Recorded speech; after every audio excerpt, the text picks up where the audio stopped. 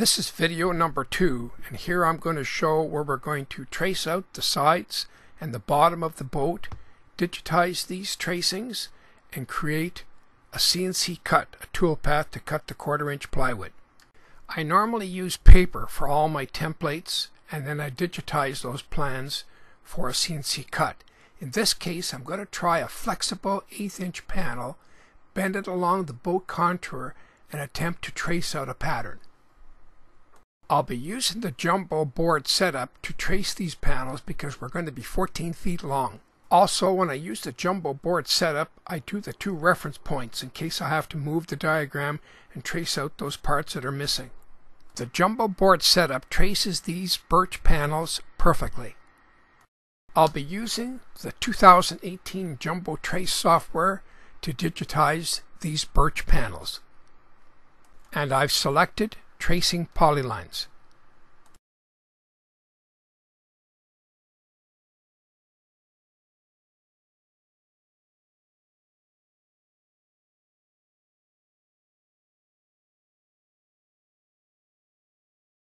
The tracing of these birch panels is very easy.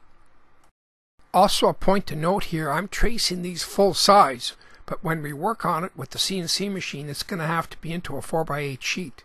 So we're going to have to split these files, and we're going to have to do some nesting. Shown here, I'm digitizing or tracing out the side panels for the boat.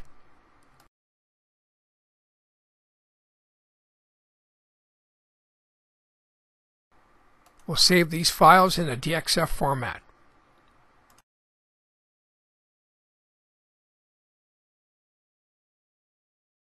Because I use these birch panels to bend on the side of the boat or on the top of the boat, I just mark the odd spot with a black magic marker and a pencil line, and that's what I'm digitizing.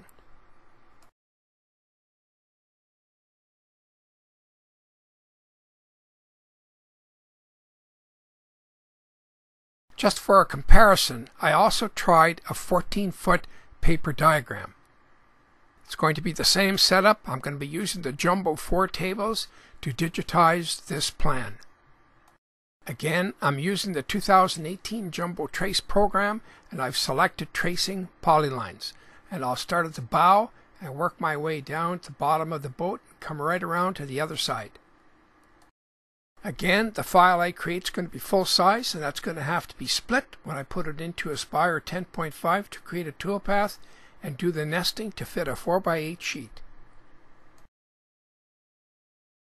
It does not take very long to trace out this diagram. I'll be also using the same technique to trace out the sides of the boat.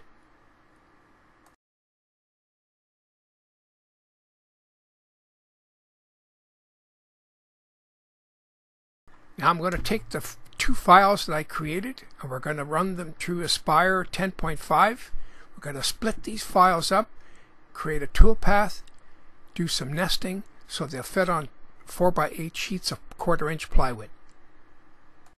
Because we have a left and right to this boat, it's going to take 4 sheets to make these panels. You can see there I will have some scrap left over.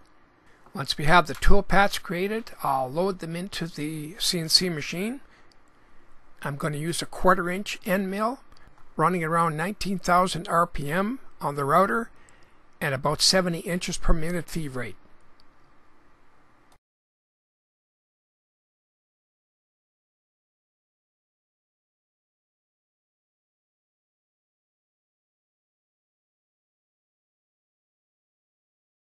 One thing I had to watch here was because there's a left and right to this boat, I had to make sure and orientate the 1/4-inch plywood sheet good one side up, and then the other cut good one side down.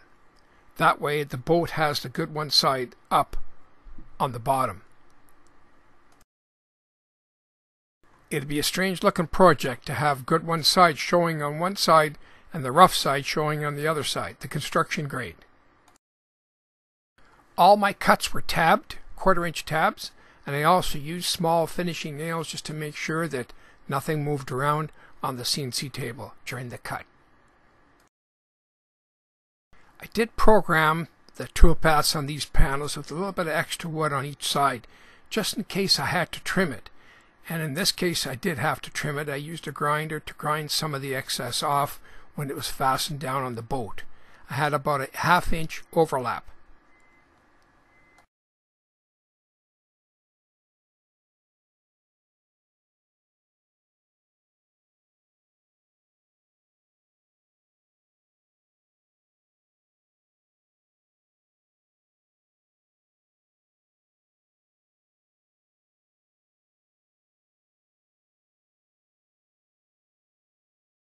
This is a good shot of the side panels.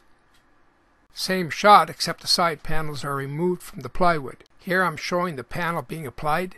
Here a panel and the top has been applied. Some of the 1/4 inch panels I kerfed the backside to help in some of the bendings. Some of the spots close to the bow were quite difficult to bend. In fact, the bow was very difficult to bend the plywood in. In the bending process it helped to use large 1/4 inch washers with 3-inch screws, which I removed after it was set. Shown here, the boat has a good shape. This is a side shot and the nose is missing. You notice here at the transom, those holes, they claim that's how they keep the weight down, is to cut those holes out and fill it in with 3/8 plywood. This was a hard but interesting project.